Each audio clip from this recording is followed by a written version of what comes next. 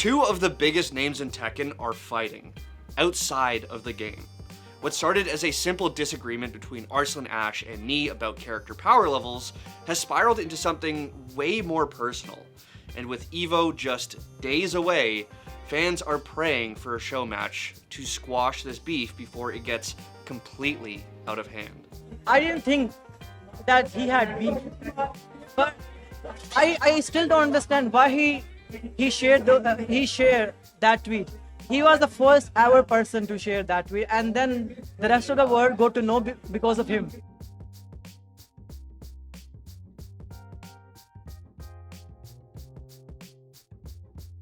Before we get into the video, I'd like to thank our sponsor, Omen. This year, Omen has been sending us all across the world to cover the biggest events in esports, and thanks to them, we're going to be at EVO in Las Vegas, capturing the hype for all of you. Unleash your ultimate gaming potential with the Omen Max 16 laptop. Crafted for powerful performance, the Omen Max 16 is equipped with up to an Intel Core Ultra 9 processor, offering gamers desktop-level performance anywhere, encased in a light, portable body they can take on the go. Then there's also its groundbreaking new self-cleaning fan technology called Fan Cleaner. Powered by Intel, this built-in feature periodically reverses the fan's direction to prevent dust buildup for absolutely peak reliable performance. And for the first time ever, Omen gives players the ability to manually overclock their laptop CPU and GPU for max performance up to 250 watts total processing power without having to go into the BIOS. Thanks again to Omen for helping players navigate through any gaming obstacle to reach new levels with the Omen Max 16, now available at omen.com. And now, let's get back to our story.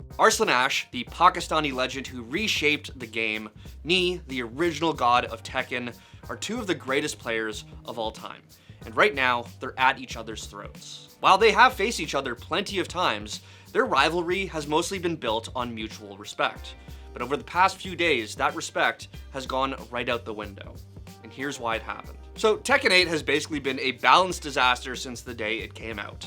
And after the truly cataclysmic Season 2 patch that nuked the game, players have been doing everything they can to influence the dev team into keeping their main strong and their least favorite characters weak, which mostly means complaining on Twitter. Which is why, when last Thursday Tekken commentator Spag tweeted that Brian is top 3 and needs to be gutted, he started a shitstorm. No one wants to see their main get nerfed.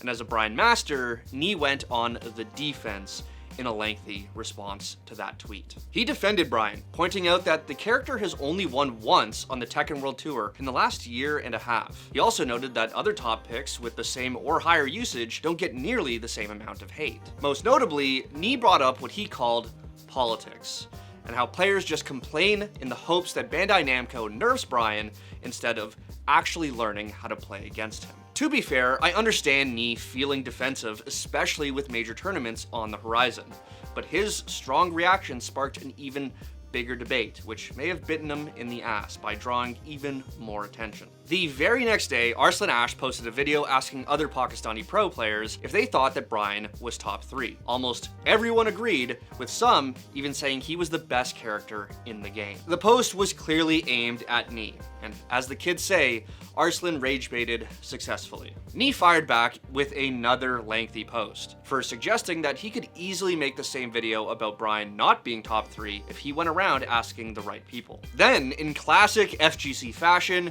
Knee issued a challenge, saying that if they swapped characters and played a 1st to 10, he would win. And if Arslan refused to do this, his argument would be moot.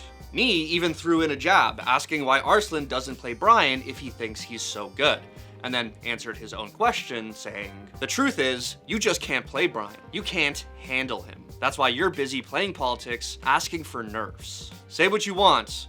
I love FGC smack talk." Knee later admitted that he does think that Brian is strong, so are a lot of other characters, but reiterated that he thinks that people like Arslan are only complaining to get him nerfed. Arslan responded, agreeing to the 1st to 10, but said that he would need a year to actually learn Brian. Knee had none of that, and once again said that if Brian is as good as Arslan says he is, then Arslan shouldn't need till next year to learn how to play him. People were getting fired up in the replies, praying for some sort of of show match at EVO. But then things got a little confusing. You see, while this argument was going on, both Arslan and Knee were retweeting posts that confirmed their own biases, but some of them seemed a little unserious, so it was hard to tell how real this beef was. And then shit did get real. In a response to a now deleted tweet, Arslan claimed that Knee was one of the first people to repost the news that Arslan was banned by the IESF for doping. On July 19th, the International Esports Federation released a statement saying that Arslan Ash violated their anti-doping rules after testing positive for anabolic steroids, drugs that are prohibited by the World Anti-Doping Association. The IESF is an organization dedicated to getting esports recognized as a legitimate sport by governments around the world. They also host a tournament called the World Esports Championship every year, which Arslan won in 2022. As a result of failing that drug test, Arslan had his 2022 World Esports Championship title and earnings stripped by the IESF. ESIC, however, did not choose to recognize the IESF's judgment, as they did not believe that steroids give an advantage in esports. So none of Arslan's other tournament winnings or placements were affected by this ruling. As for Arslan, he claimed he was offered mysterious supplements at his gym and didn't know what he was taking, and then claims that he stopped taking the drugs when he realized all the risks. While the initial statement confused many in the FGC, who didn't understand why anybody in esports would be sanctioned for using steroids, the story seemed to end there, until Arslan brought it back up, seemingly accusing Knee of retweeting the story because of a grudge. After Arslan's now deleted tweet, other members of the community began deleting their own tweets about the beef because it was starting to get serious. Then Arslan went on stream and claimed that because Knee was one of the first people to retweet the original statement, the rest of the world saw it when they otherwise might have not. I didn't think that he had beef, but I still don't understand why he shared that tweet. He was the first ever person to share that tweet, and then the rest of the world got to know because of him.